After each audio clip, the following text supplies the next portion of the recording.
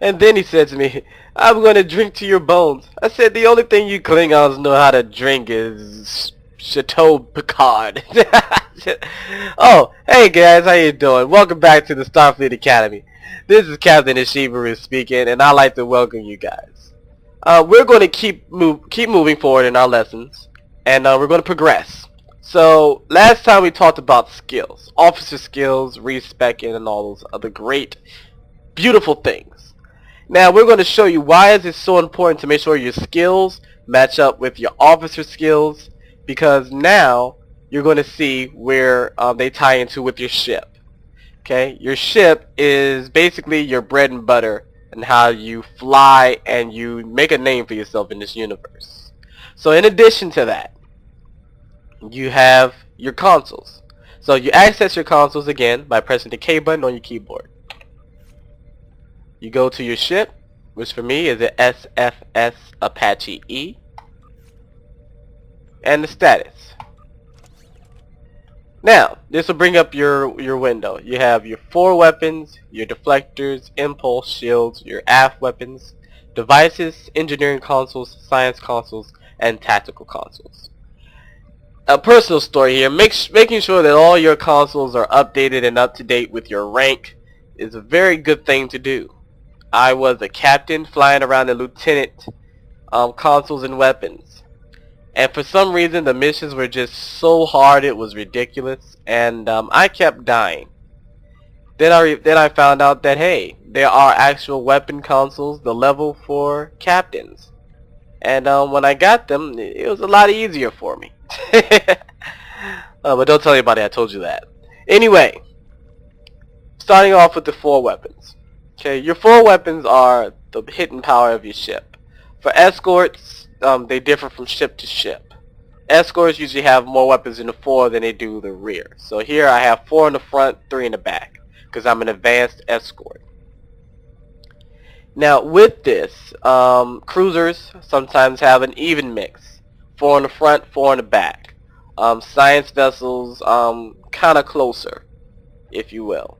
Now, your 4 weapons for basically determine what your offensive abilities are going to be. Aft weapons could be somewhat offensive, somewhat defensive as well. I use cannons as an escort, as I do suggest all escorts do, is to use cannons. If you only have 3 weapon slots in the front as an escort, then I suggest only 2 light cannons and a torpedo. For me, since I have 4, I use 3 heavy cannons and a torpedo. This gives me an even stream of cannon fire, and it also, the global cooldown doesn't affect me as much. So I don't have any breaks in between firing my cannon. For an illustration for those, instead of hitting bam, bam, bam, you hit a rapid succession. Bam, bam, bam, bam, bam. 1 second break, bam, bam, bam, bam, bam. Okay? And then the torpedo, of course, always adds beautiful damage to whatever you ship. Now, depending on what torpedo you use, does different type of things. For instance, you have the quantum torpedo, you have the plasma torpedo, you have the tetryon, the chronotin, and the tricobalt. Each of them do different things. For instance, the quantum torpedo, of course, does the kinetic damage. Plasma torpedoes, as you guys know, does the plasma burn, which burns your enemies for a period of time, and so forth and so forth. In addition, each beam or cannon that you have does different type of damages as well. For instance, I have the tetryons on here. Tetryons reduces have a 2.5% chance to reduce all shields by 80, which severely weakens the target shields. So if you're attacking on one vector, it reduces all of their shields all the way around. So it doesn't matter if they turn or not. Phasers, they basically disable one subsystem. Have a high chance to disable a subsystem, and so forth and so forth. Okay, same goes with the beams as well. These abilities are not just reserved for cannons, but they're also for beams. The deflector. Your deflector has a lot to do with your science skills. If you look at your science skills, and we'll go back here. Go to my science officer and his skills. You have your science skills, like science team, which is benefited by the crew, again, like we discussed in the last class. And then you have scramble sensors, which is benefited by not only sensor probes, but also sensors, sensor array. Energy siphon, which is benefited by the deflector dish.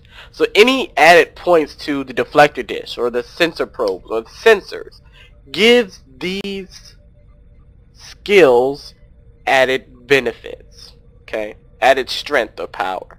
And same for viral matrix, which is sensor probes, your sensor arrays, and your sensors. So when you go back to your ship to decide which one you want to put here, just look at your science officer.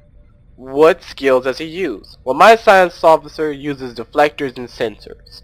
So I found a console that benefits both. And there's emitters as well in case I use another skill that has to do with emitters. In addition to that, you have your impulse. Impulse is how fast your ship moves, your maneuverability, and your turn rate. To this effect, I have these items. For some ships, different things appeal to you. For me, I need to move fast. So the flight speed is very important for me, just to keep fast. And for some ships, turn rate is more important. So to that effect, like cruisers, they need a higher turn rate. So finding the right impulse console for you is essential. Next you have shields. Shields here come in 3 different variations. I believe it's covariant, resilient, regenerative, and regenerative. I'm sorry. Basically, the easiest way to explain them is one gives great boost to shield capacity, one gives good boost to shield capacity and regeneration, and then one gives low shield capacity but great shield regeneration. For me, escorts, a lot of them use covariant shields, which is whatever you want them to be. Whichever way you want to go, they all work perfectly. I have covariant shields, which is our blues. You hear people say blues. This brings me back to another point. Items are in 4 different tiers. The first tier are the commons, which are going to be shown in white. Okay, this is where the common weapons. They're easier to find, and they're just the generic abilities and damage of that weapon. Next you have the greens, which are your uncommon weapons, which are a little harder to find, but not as hard. And they add a little boost sometimes in the capacity or damage output, or just added abilities or effects. For instance, the 2 Tetrion cannons here, one just has plus 10 to critical severity, and then the other one has plus 10 to critical severity and plus 10 to accuracy, because it's not a common weapon. And you'll see added bonuses as you move up. The next ones are going to be your blues. Your blues are your rare items. These are harder to find. You'll find blues running harder missions on the advanced setting or the elite setting. Your blues give an even greater addition to your effects and abilities.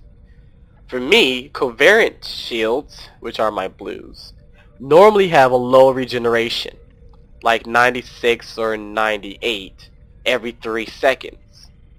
But since I have a rare shield, it gives me a higher shield capacity, plus the bleed through, and gives me 106 shield regeneration every 6 seconds. So it gives you maybe a 5 or 10% boost to your normal shield regeneration if it was an uncommon covariant shield. And then so forth, you have your purples, which are called very rares. Now these are the Mac Daddies of the